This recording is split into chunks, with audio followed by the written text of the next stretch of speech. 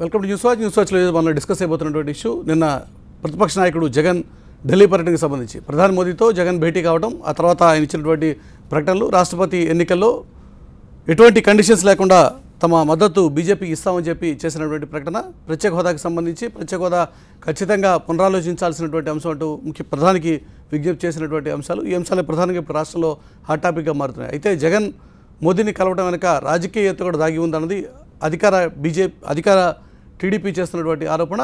అయితే ఈ అంశాల మీద ప్రధానంగా డిస్కస్ అయిపోతున్నాం. టీడీపీ నుంచి ఆ పార్టీ ముఖ్య నాయకులు బాబు రాజేంద్ర ప్రసాద్ మనతో పాటు లైవ్లో అందుబాటులో ఉన్నారు. అలాగే వైఎస్ఆర్ పార్టీ నుంచి ఆ పార్టీ ముఖ్య నాయకులు ఎమ్మెల్యే కాకాని గోవర్ధన్ మనతో పాటు నెల్లూరు నుంచి లైవ్లో అందుబాటులో ఉన్నారు. రఘునాథ్ బాబు బీజేపీ సీనియర్ నాయకులు, ఆ పార్టీ ముఖ్య నేత కూడా మనతో పాటు లైవ్లో అందుబాటులో ఉన్నారు. ముందుగా అధికార పార్టీ నుంచి రాజేంద్ర ప్రసాద్ గారు మీ దగ్గర నుంచే స్టార్ట్ చేస్తే, జగన్మోహన్ రెడ్డి ప్రతిపక్ష నాయకుడిగా రాష్ట్రానికి సంబంధించిన ఇష్యూస్ మీద ప్రధానిని కలిసి అదే సందర్భంలో మీ మీద ముఖ్యమంత్రి మీద అవినీతి ఆరోపణలు చేస్తూ ఒక పుస్తకాన్ని కూడా అందించినట్టుగా సమాచారం. ఏం చెప్పదలుచుకున్నారు ఈ విషయంలో?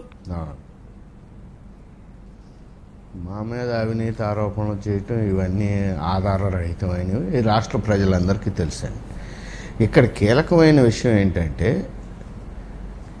నిన్న కూడా జగన్మోహన్ రెడ్డి గారు అన్నారు, ఎవరైతే ప్రత్యేక హోదాకి మద్దతు పలుకుతారో, ఇస్తామంటారో ఆ పార్టీకే కేంద్రంలో మేము మద్దతు పలుకుతాం అని చెప్పారు.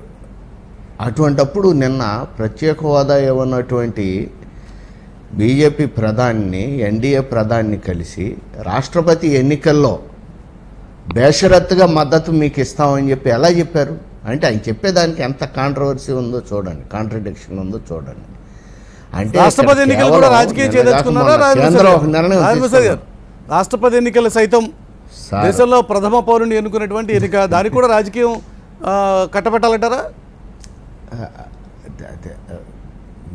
అవునన్నా కాదన్నా రాష్ట్రపతి ఎన్నికల్లో కూడా ఒక రాజకీయ పార్టీ సభ్యుడిని ఎన్నుకుంటారు తప్పితే మిమ్మల్ని నన్ను తీసుకెళ్ళి ఆడ కూర్చోబెట్టేటటువంటి పరిస్థితి లేదండి. వాళ్ళకి ఏ పార్టీకి ఎవరు లాయల్గా ఉంటారో వాళ్ళనే పెట్టుకుంటారు. ఆ పార్టీకి ఆ గ్రూపుకి ఉన్నటువంటి బలాన్ని బట్టే ఆయన ఎన్నికవుతారు తప్పితే మామూలుగా అవ్వరు. ఇక్కడ కీలకమైన విషయం ఏంటంటే, మురళి గారు, నిన్నగాక మొన్న కేంద్ర ప్రభుత్వం ఆర్థిక నేరాలపైన ఉక్కుపాదం మోపాలని చెప్పి ప్రత్యేక కోర్టులు పెట్టి ప్రత్యేక జడ్జీలు పెట్టి 6 నెలల్లో కేసులన్నీ ఫైనల్ చేసి వాళ్ళకి శిక్ష వేయాలని నిర్ణయం తీసుకున్న వెంటనే జగన్మోహన్ రెడ్డి గారు కలవటం, అది వాళ్ళ ఎమ్మెల్యేలకి ఎంపీలకి ఎవరికి చెప్పకుండా, అసలు ఎటువంటి ప్రచారం కూడా లేకుండా, గుడిచాప్పుడు లేకుండా వెళ్ళి, అంటే మోడీ గారితో జగన్మోహన్ రెడ్డి గారు లాలూచి అయ్యారు. మోడీ గారు కాళ్ళు పట్టుకుని తనని ఈ కేసుల నుంచి బయట వేసి విముక్తుల్ని చేయవలసిందిగా మోడీ గారిని ప్రాధాయపడటం జరిగింది. అది స్పష్టంగా అర్థమవుతుంది.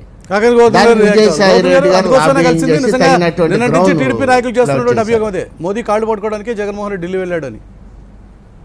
మురళి గారు, దీంట్లో స్పష్టత ఏంటంటే, ఇప్పుడు జగన్మోహన్ రెడ్డి గారు రాష్ట్ర సమస్యల మీద ఇంతకుముందే అపాయింట్మెంట్ అడిగారు. దాని ప్రకారం నిన్న వెళ్ళి మోడీ గారిని కలిశారు. తెలుగుదేశం పార్టీ శ్రేణులకి ఎందుకో అంత అభద్రతాభావం ఏర్పడుతుందా అనేటువంటిది, వాళ్ళ మీద వాళ్ళకి నమ్మకం తగ్గిందా, లేకపోతే జిల్లాకు సంబంధించి ఈ రాష్ట్రానికి సంబంధించినటువంటి బండారం అంతా జగన్మోహన్ రెడ్డి గారు మోడీ గారి దగ్గర మూట విప్పారా, కాబట్టి దానివల్ల మనం ఏదైనా మైనస్ అవుతున్నాం అనేటువంటి ఆందోళన ఒకటి.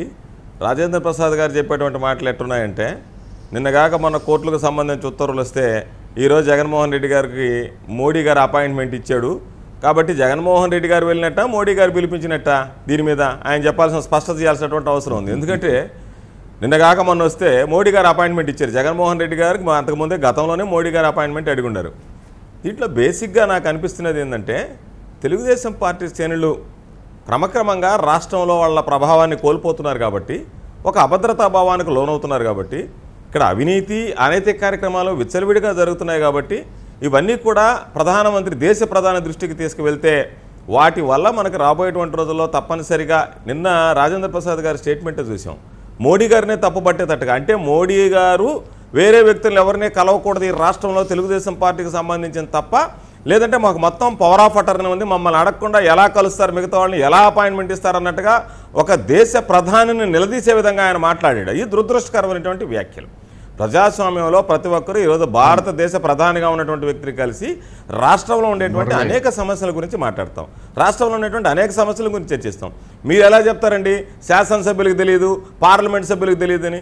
మీకు ఎవరైనా శాసనసభ్యుడో పార్లమెంట్ సభ్యుడో వచ్చి మాకు తెలియకుండా చేశారని చెప్పారా?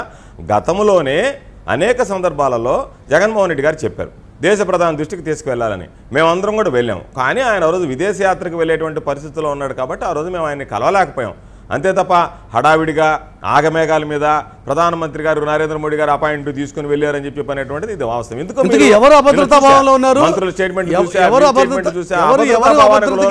కనిపిస్తుంది. ఎవరు అభద్రతలోనే ఎక్కువ కలవరపడుతున్నారనేది ఇక్కడ చర్చ. రాజేంద్ర గారు మీరే ఎక్కువ అభద్రతలో ఉన్నారు, అందుకోసమే జగన్ మీద ఆరోపణలు చేస్తున్నారని గోవర్ధన్ గారు ఆర్గ్యుమెంట్.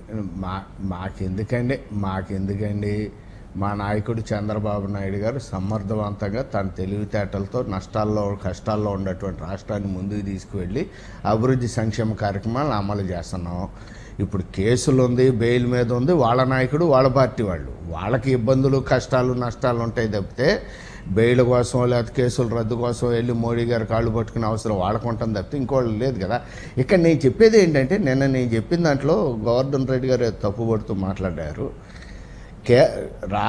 దేశం అత్యున్నతమైన న్యాయస్థానం చెప్పిందండి, మీకు హంతకుల కంటే ఆర్థిక పరమైనటువంటి నేరాలు చేసేవాళ్ళు అత్యంత నేరగాళ్ళు, వీళ్ళ ఆర్థిక ఉగ్రవాదులు. హత్యా నేరం కంటే తీవ్రమైన నేరంగా ఆర్థిక పరమైనటువంటి నేరాలని పరిగణించాలి అని చెప్పి దేశంలో అత్యున్నతమైన సుప్రీంకోర్టు న్యాయస్థానం నిర్ణయించిన తర్వాత సుప్రీంకోర్టు ఆ మాట అన్న సందర్భంలో ఆర్థిక నేరాలు ప్రూవ్ అయినటువంటి సందర్భంలో, కానీ ఇప్పుడు ప్రస్తుతం జగన్మోహన్ రెడ్డి మీద ఆర్థిక నేరాల ఆరోపణలు ఉన్నాయి. ఒకటి. రెండోది, ప్రధానమంత్రి జగన్మోహన్ రెడ్డికి ఎట్లా అపాయింట్మెంట్ ఇస్తాడు అని చెప్పి మీరు ప్రశ్నించడం అంటే ప్రధానమంత్రినే ప్రశ్నించడమా అన్నది గోవర్ధన్ గారి ఆర్గ్యుమెంట్. మురళి గారు, మేము ప్రధానమంత్రి గారిని ప్రశ్నించడం కాదు, మేము జరుగుతున్న విషయాన్ని ప్రధాని గారి దృష్టికి కానీ ప్రజల దృష్టికి కానీ తీసుకువెళ్ళటం జరుగుతుంది. ఇటువంటి నేపథ్యంలో ఆర్థిక ఆరోపణలు ఉండి మీరుండే ఏంటి ఆరోపణలు అంటున్నారు. అవి ఆరోపణలు కాదు. సిబిఐ 46,000 కోట్లు దోచివేశారని చెప్పి 12 ఎఫ్ఐఆర్లు వేసి వాటి నేపథ్యంలో ఆయన తీసుకెళ్లి 18 నెలలు జైల్లో పెట్టి దానిపైన విచారణ జరుగుతుంది, బెయిల్ మీద ఉన్నాడు ఆయన.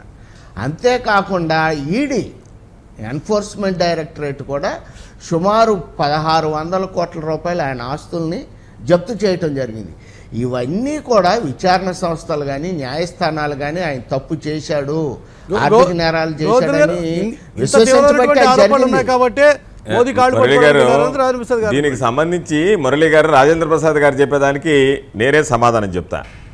ఆయన ఏం చెప్పాడంటే సుప్రీంకోర్టు ఆర్థిక నేరగాళ్ళని ఉగ్రవాదుల కన్నా తీవ్రంగా పరిగణించాలి అని చెప్పింది అని చెప్తున్నాడు. రైట్, బాగానే ఉంది. అయితే ఈరోజు జగన్మోహన్ రెడ్డి గారు జైళ్ళు కేసులు అనేటువంటి ఎప్పుడు మీరు పాడేటువంటి పాత పాట, దాంట్లో కొత్తదనం ఏం లేదు. ఎందుకంటే మీకు నిద్ర లేస్తే అదొకటే జగన్ ఫోబియా పట్టుకున్నది కాబట్టి జగన్మోహన్ రెడ్డి గారి గురించి మాట్లాడతారు. మేము అనేది ఏంటంటే ఇవన్నీ కూడా ఈరోజు కోర్టు విచారణలో ఉన్నాయి, కోర్టు పరిధిలో ఉన్నాయి తప్ప ఏమి చూడాలి.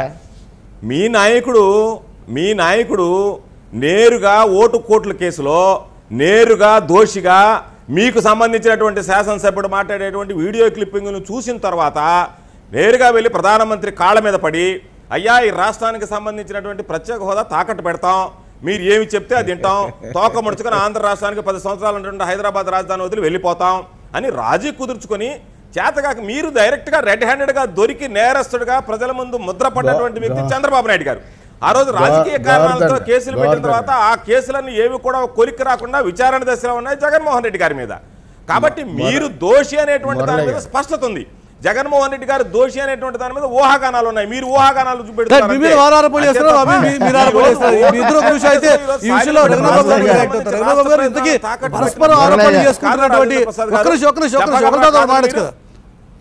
పరస్పర ఆరోపణలు చేసుకున్నటువంటి ఈ రెండు పార్టీలు ఈరోజు ప్రధానమంత్రి జగన్కి అపాయింట్మెంట్ ఇవ్వడం అన్న విషయం మీదే మాట్లాడుతున్నాయి.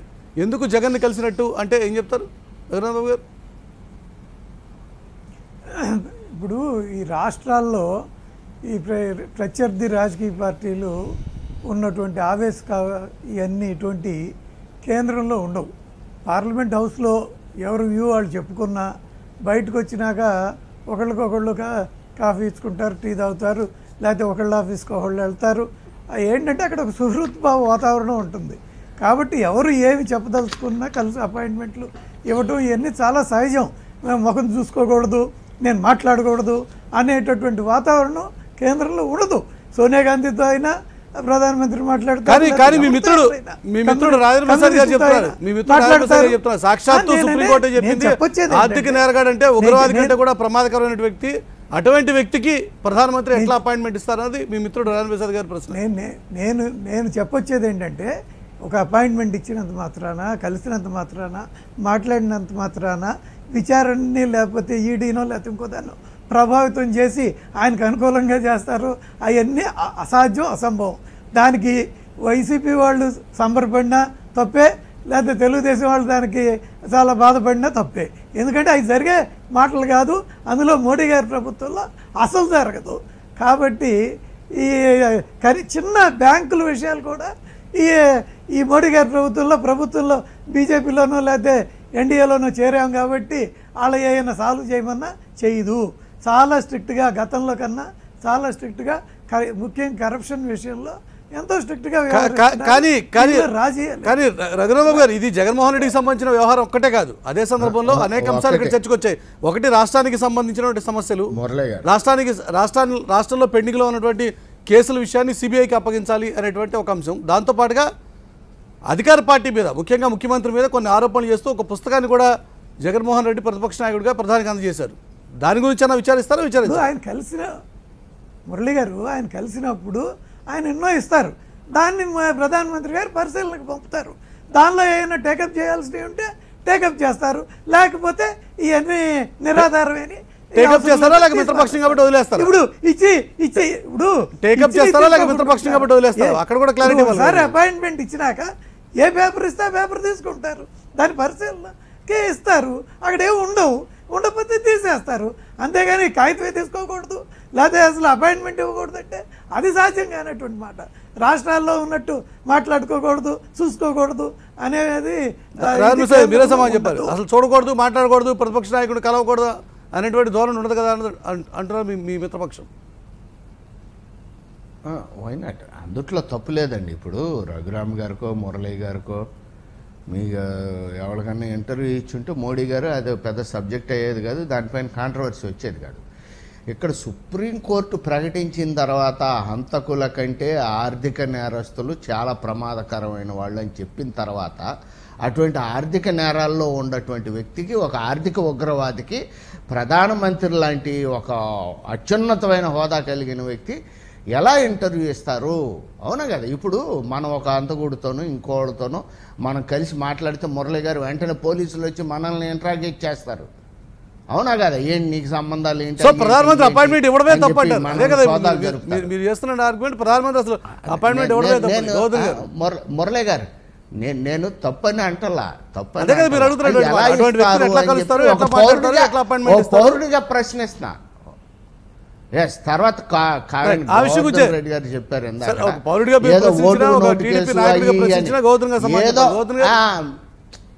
అనా కాదు మురళి గారు, ఒక చిన్న విషయం నేను ఇక్కడ చెప్పేది. ఏదో ఒక కేసులో ఉన్నటువంటి వ్యక్తితో చంద్రబాబు నాయుడు గారు ఫోన్లో మాట్లాడారనే అదేదో పెద్ద కేసు నేరం అయినట్టు దాని సుప్రీంకోర్టు ఎవరైనా సరే ఆర్థిక నేరగాళ్ళని చెప్పి సంబోధించింది అని చెప్తున్నాడు.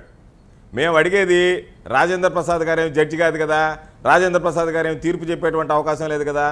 రాజేంద్ర ప్రసాద్ గారు ఏ విధంగా నిర్ధారిస్తాడు అంటే, నిద్ర లేస్తే మీ నోటుకుండా వచ్చేటువంటి మాటలు ఏంటంటే జగన్మోహన్ రెడ్డి గారి మీద ఇంకేమీ లేవు కాబట్టి, చెప్పడానికి ఏమి లేవు కాబట్టి ఏదో ఒకటి మాట్లాడుతున్నారు. మీరు తెలుసుకోవాల్సింది రాజేంద్ర ప్రసాద్ గారు ఈ రోజుగా జగన్మోహన్ రెడ్డి గారు చెప్పారు, పార్టీ అధికారంలోకి వచ్చినప్పుడు ఏం చెప్పాడంటే, ఈ దేశంలో ఒక సుస్థిరమైనటువంటి ప్రభుత్వం ఏర్పడింది కాబట్టి అంచెలంచెలుగా ఈ ప్రభుత్వానికి మా మద్దతు ఉంటుందని చెప్పి 2014లో మోడీ గారు ప్రభుత్వం ఏర్పాటు చేసిన వెంటనే కూడా ప్రకటించడం జరిగింది. కాబట్టి మీరు మాట్లాడేది ఏంటంటే దాని మీద ఏదన్నా తీర్పు వచ్చినట్టుగానో ఆయన ప్రకటించినట్టుగానో మీకు తెలియదా అండి? రాజకీయాల ఆ రోజు మీరు అందరూ కలిసి ఏ కేసులు ఇరికిచ్చారనేటువంటిది కొత్తగా చెప్పాలన్నా? దాన్ని చెప్పాలంటే ఇంకో రోజు డిబేట్ పెట్టుకుందాం. ఏ విధంగా ఆ రోజు జగన్మోహన్ రెడ్డి గారి మీద కేసులు నమోదు అనేటువంటి విషయంలో అవసరమైతే మనం ఇంకో రోజు డిబేట్ పెట్టుకుందాం. ఇదే టీవీ నైన్లో చర్చ. కేవలం ఆరోపణలు ప్రత్యారోపణలే కాదు, ఈరోజు కొత్తగా ఏమైనా ప్రేమలు చిగురుస్తున్నాయా?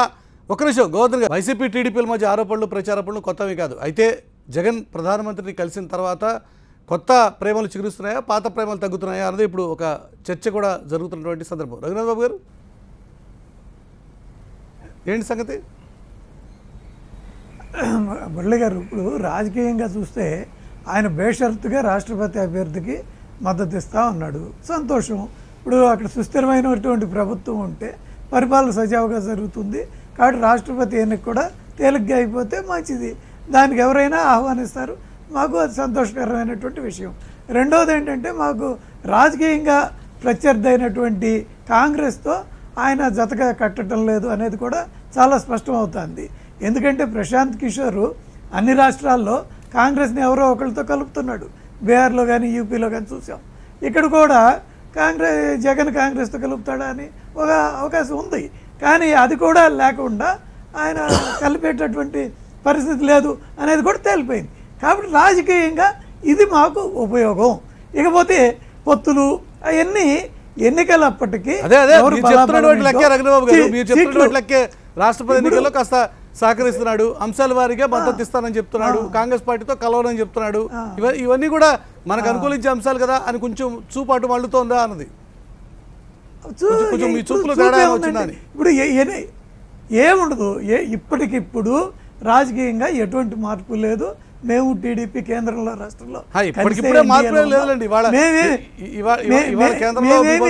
రాష్ట్రంలో వీళ్ళ మంత్రులు ఉన్నారు, ఓకే పరస్పరం ఉన్నారు, భవిష్యత్తు గురించి మాట.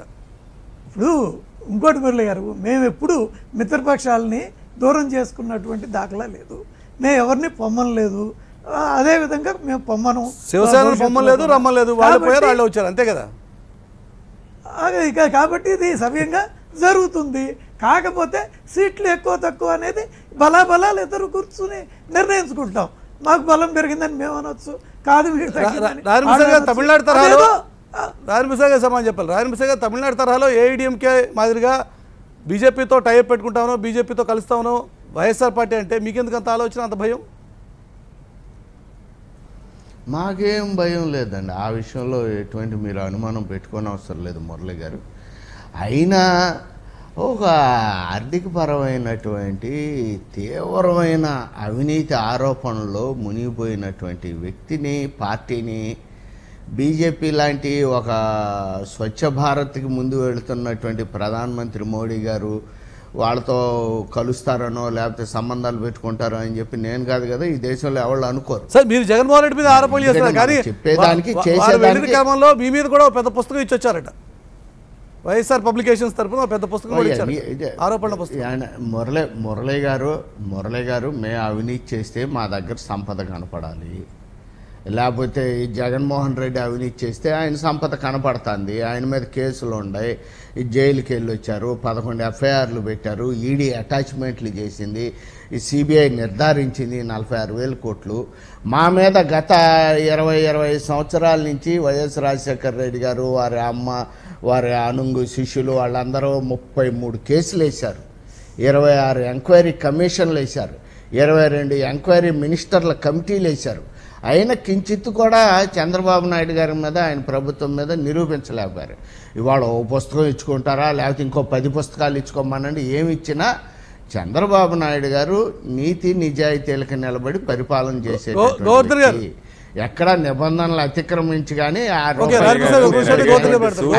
కార్యక్రమాలు ఇచ్చారు. అందుకనే నేను ఒక్కసారి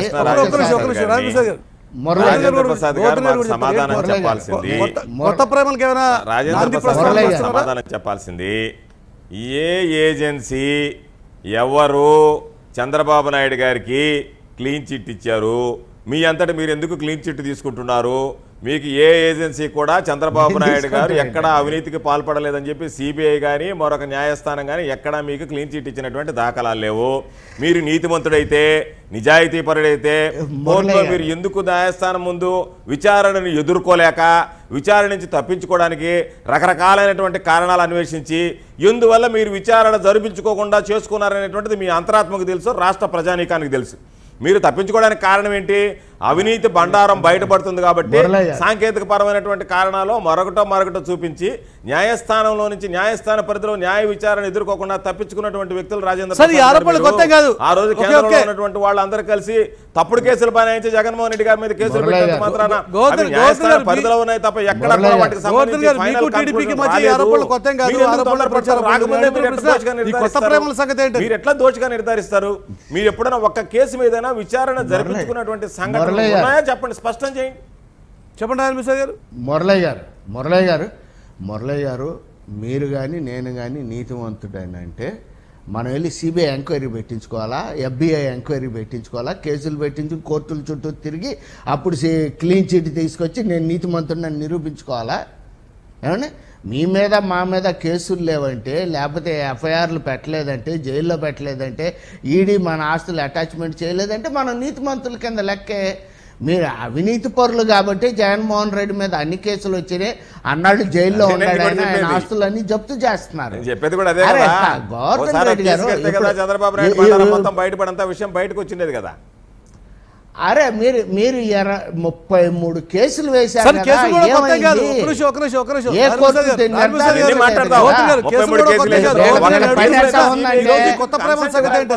కాదు. మీ మీద మీరు విచారణ జరిపించుకోలేకపోతున్నారు. గోవర్ధన్ గారు, గోవర్ధన్ గారు, కొట్టి పారేయడం కాదు కదా. గోవర్ధన్ గారు, మీ ఇద్దరి మధ్య ఈ ఆరోపణలు కొత్త కాదు. మురళయ్య గారు. మీ మధ్య ఈ ఆరోపణలు ప్రచారోపణలు కొత్త కాదు. మురళయ్య గోవర్ధన్ గారు గారు. అడుగుతున్నటువంటి ప్రశ్న, మురళయ్య ఈ గారు, కొత్త వినండి, ప్రేమల ఒక్క సంగతి నిమిషం. ఏంటి అని. ఈ కొత్త మురళయ్య ప్రేమల సంగతి ఏంటి? గోవర్ధన్ గారు మురళయ్య సమాధానం గారు, చెప్పండి. అసలు గోవర్ధన్ నాకు గారు. ఇదే కాదు మురళయ్య గారు వస్తా గోవర్ధన్ గారు కన్వీనర్ గా ఈ ప్రశ్న వినడానికి సిద్ధంగా లేరా? వింతవాదం కాదండి. ఒక్క నిమిషం, రామ్ ప్రసాద్ మురళయ్య గారు. గారు, మురళయ్య రామ్ ప్రసాద్ గారు, ఒక్క గారు, నిమిషం. ఇదో పెద్ద వింతవాదం వితండవాదం చేస్తున్నారు. వాళ్ళు ఒక పెద్ద వింతవాదం వితండవాదం చేస్తున్నారు. మురళయ్య గారు, మీరు అవినీతి చేయలేదు అని అంటే మాతో పాటు వచ్చి బురద గుంటలో దిగండి, బురద పీసుకోండి, కేసులు వేసుకోండి. మీరు ఆరోపణల మాతో గురించి పాటు ప్రచారం జైలు గురించి మాట్లాడలేదు. ఒక్క నిమిషం, ఒక్క నిమిషం. రామ్ ప్రసాద్ గారు, ఈ కేసులు కూడా కొత్త కాదు. కేసులు ఆల్రెడీ న్యాయస్థానంలో ఉన్నాయి. ఆ విషయం జగన్మోహన్ రెడ్డి దోషాలు న్యాయస్థానం తెలుసు. మీరు ఒక మాట చెప్పారు, మేము అవినీతికి పాల్పడలేదని. గోవర్ధన్ గారు. మీరు అవినీతికి పాల్పడటం లేదో కానీ చంద్రబాబు నాయుడు గారు పాల్పడుతున్నారు, ప్రభుత్వం పాల్పడుతుంది. మీ దాకా వచ్చినట్లేదు అంతే తప్ప లే. ప్రభుత్వం అవినీతికి పాల్పడుతుంది అనేటువంటిది ప్రతి చంద్రబాబు ఒక్కరికి నాయుడు గారు. తెలిసినటువంటి విషయం. దాని గురించి వేరే ఆలోచన చేయాల్సినటువంటి పనిలే. గుప్ప- కాబట్టి ఈ రోజు మేము ఇచ్చినటువంటి గుప్పెట్లో పుస్తకం మీద దాస్తే విచారణ తాగదు. జరిపించి వాస్తవాలు బయటకు తీస్తే ఎవరిలా మోడీ గారు ఇంకా చంద్రబాబు నాయుడు గారిని దగ్గర కూడా రానిచ్చేటువంటి పరిస్థితి ఉండదు. రైట్. ఆ క్రమంలో మీరేమో దగ్గర అయిపోదామనే ప్రయత్నం ఇది. సంకీర్ణ ఒక నిమిషం, ప్రభుత్వంలో గోవర్ధన్ గారు. భాగస్వాములుగా ఉన్నారు కాబట్టి గోవర్ధన్ గారు, ఆ మీరు క్రమంలో రకరకాలుగా మీరేమో దగ్గర అయిపోదామనే ప్రయత్నం ఇది. చాలా ఇన్ని చెప్పినా మీ మంత్రులు మీ ప్రవర్తన చూస్తే అభద్రతా భావం నెలకొనింది. గోవర్ధన్ గారు మీరు కన్వీనర్ గా అభద్రతా ప్రశ్న భావంతో వినడానికి ఉన్నారు. సిద్ధంగా లేరా? మేము ఎక్కడా కూడా నేను కలిసిన తర్వాత రఘునందన్ బాబు చెప్పినట్టుగా మేము చంకలు గుద్దుకోలే మోదీ గారిని కలిసి.